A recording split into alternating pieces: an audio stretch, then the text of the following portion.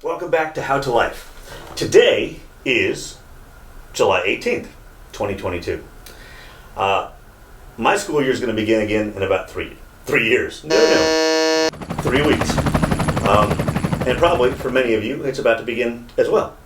And if you're a senior, this is an exciting, or if you're about to be a senior, this is an exciting time. You're about to start your last year in high school. High school doesn't have to be the best 12 years of your life. So, one of the first things you're going to do when you get to your senior year, within the first couple weeks, is you have to begin thinking about college applications. And that can seem overwhelming. Applying to college is a process. It's a series of steps. And I started teaching it the following year, my second year teaching full-time, because no one else really was. And now, gratefully, other people have begun to do that as well at my school. So hopefully you go to a school where that is taught. If you don't, or if you would like extra help, I'm going to do a series walking you through the process. All right? Now, is it universal? Probably not 100% universal, but there's a lot of similarities. Okay? So let's start. Step 1 of applying to college: go to your counselor and get your cumulative transcript. That doesn't mean your transcript just for the current year. Okay? You have to go to your counselor and you have to ask for your cumulative transcript. What that means is it's all of your grades for your entire time in high school. It should also give you your GPA. When you look at your cumulative transcript, it's going to give you a pretty good idea of where you stand. In California, the UCs, the University of California system, and the Cal States, California State system, they have what's called the A through G requirements, which basically is a list of requirements in all the different subjects: English, math, history, arts, PE, basket weaving, all the importance. You need to have passed all of those classes with a C or better to be able to apply and have a good chance of getting into one of those schools. So if you go to your counselor and you get your cumulative transcript, one of the first things to check with your counselor is, have you passed all the needed classes with a C or higher? If you haven't, get on it. Let's make up some of those classes. Now, if you have 20 classes that you didn't pass with a C or higher, okay, then going straight to a 4-year school might not be your path. That's okay. We'll talk about that later. That's a different path. But if you have passed your classes with a C or higher, then you have a pretty decent shot you can apply to 4-year universities. Okay?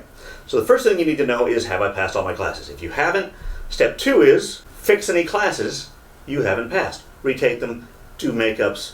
If you have a D, if you take Drama 1, a class I teach, and you get a D in the first semester, you can retake that class, and if you get a C or better, that will make up for that D. It will cover it up on your GPA and on how your colleges think of it. You can also usually replace it. So if you fail Drama 1 or get a D in Drama 1, for example, you could take Art 1.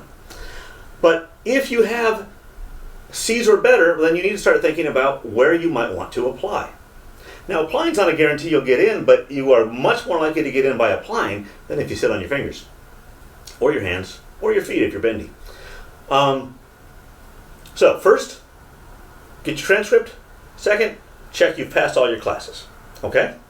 The third thing I need you to look for is your cumulative GPA. That means your GPA of all of your classes added up all the way through high school. Not just your GPA for this semester or for last semester.